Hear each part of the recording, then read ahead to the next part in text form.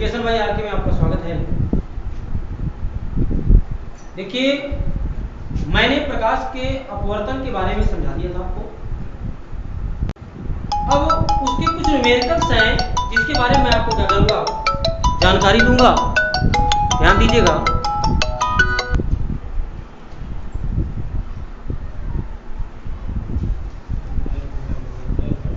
वो न्यूमेरिकल कौन है, कौन से हैं, देखिएगा।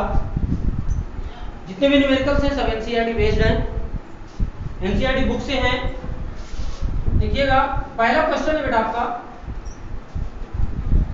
पहला क्वेश्चन है एनसीईआरटी का, पेज नंबर है बेटा आपका 194, पेज नंबर 194, 194। क्वेश्चन है पहला, वायु में गमन करती प्रकाश की एक किरण। पहला क्वेश्चन है बेटा, वायु में गमन करती प्रकाश की एक किरण जल में तिरछी प्रवेश करती है। जल में तिरछी प्रवेश करती है। क्या प्रकाश किरण अभिलंब की ओर झुकेगी तो क्या प्रकाश किरण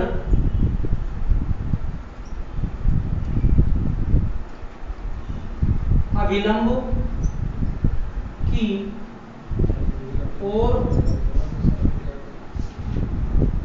झुकेगी अथवा अभिलंब से दूर हटेगी, अथवा अभिलंब से दूर हटेगी। बताइए क्यों, बताइए क्यों। बेटा आपको ध्यान ये देना है,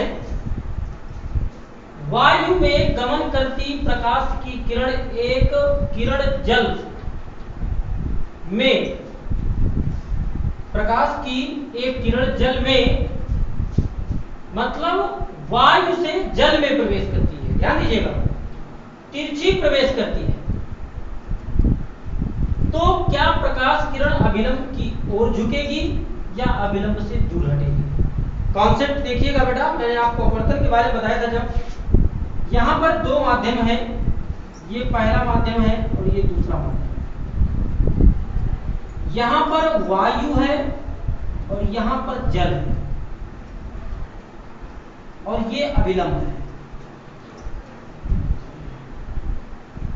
ये क्या है, अभिलंब। तो ध्यान दीजिएगा बेटा, मैंने कॉन्सेप्ट में आपको समझाया था।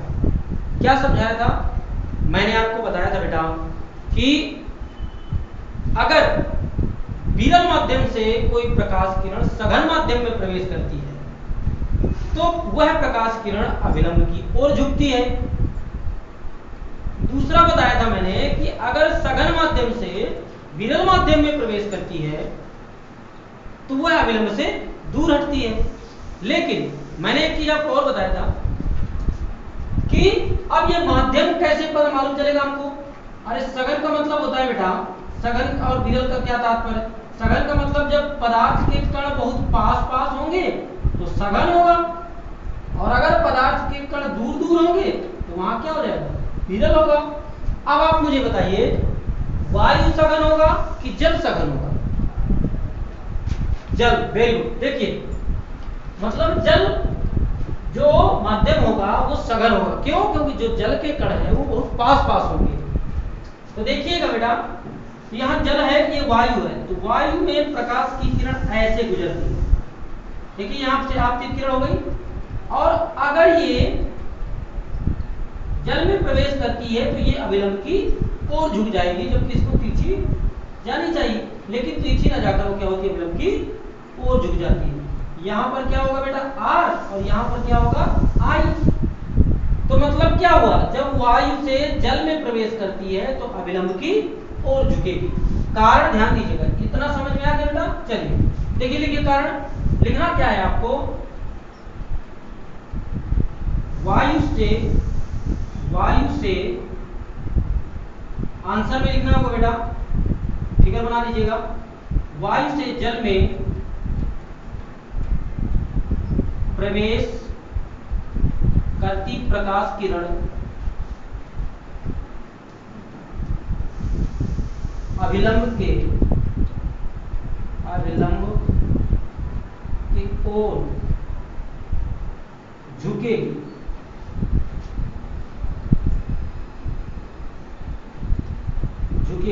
क्योंकि देखिए, कारण भी हमको लिखना है बेटा, इसलिए हमें क्या करना है, देखिए, क्योंकि अपवर्तन के नियम अनुसार, अपवर्तन के नियम के अनुसार यदि प्रकाश किरण विरल माध्यम से सघन माध्यम में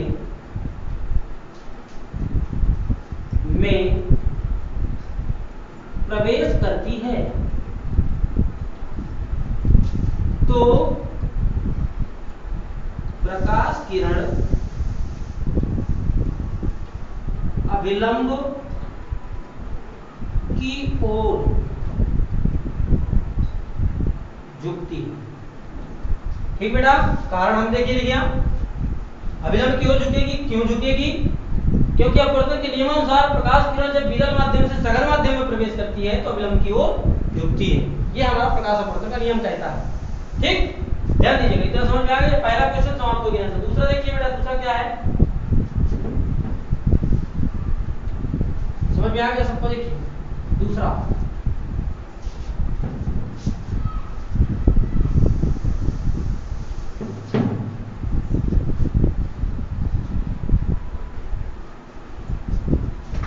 देखिए प्रकाश, दूसरा क्वेश्चन बेटा उसी पेज नंबर में। प्रकाश वायु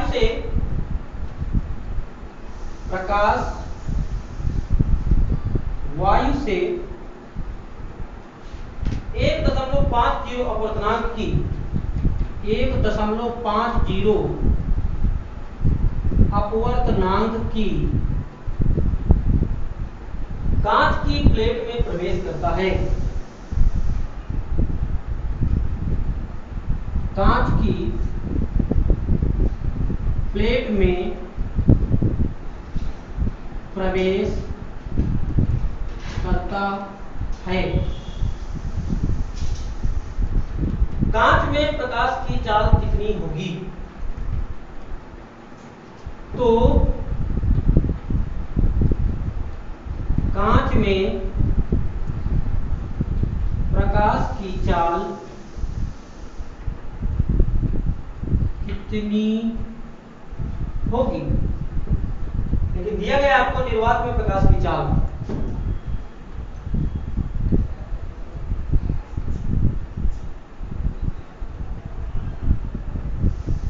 बराबर दिया गया आपको 3 × 10⁸ मीटर प्रति सेकेंड। देखिए ध्यान से समझिएगा बेटा, हमें क्वेश्चन क्या करना है, सॉल्व करना है। मैंने आपको इसके पहले एक फॉर्मूला बताया था, उसी फार्मूले के अकॉर्डिंग करना है हमको।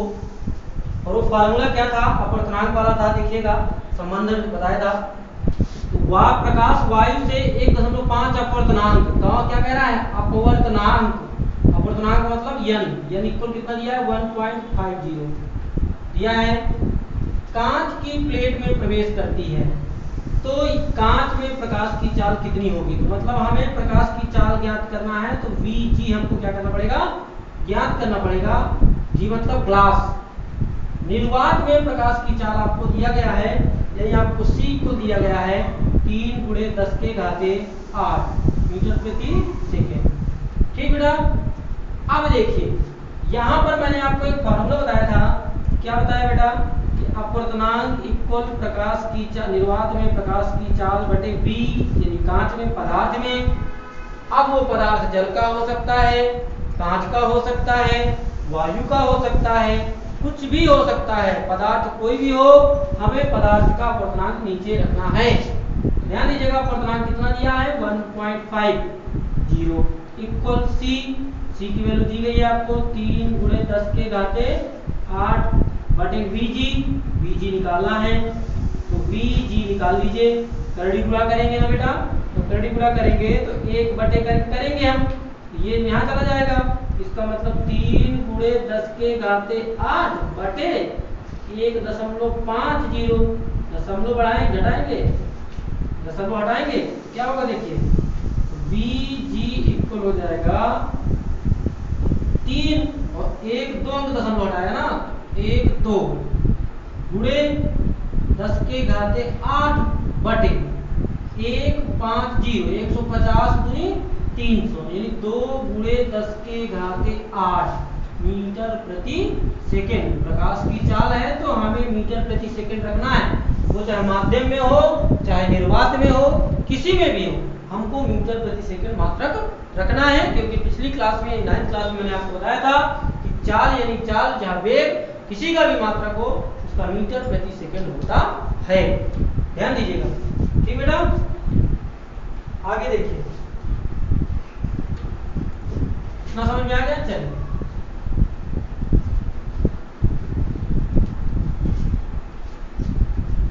देखिए बेटा, एक क्वेश्चन और देख लीजिए। हीरे का अपवर्तनांक 2.42 है। तीसरा क्वेश्चन है अगला, हीरे का अपवर्तनांक 2.42 है। हीरे का अपवर्तनांक 2.42 है, 2.42 है, 2 पॉइंट। इस कथन से क्या अभिप्राय है? इस कथन से क्या अभिप्राय है? देखिए, हीरे का अपवर्तनांक 2.4, इस कथन का क्या तात्पर्य है? देखिए तात्पर्य क्या करना है,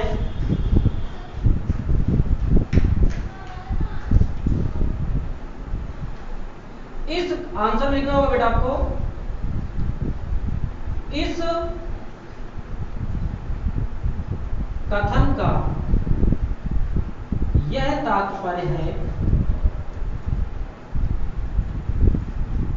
कि, छोटी भी लिखेंगे, निर्वात में प्रकाश की चाल तथा हीरे में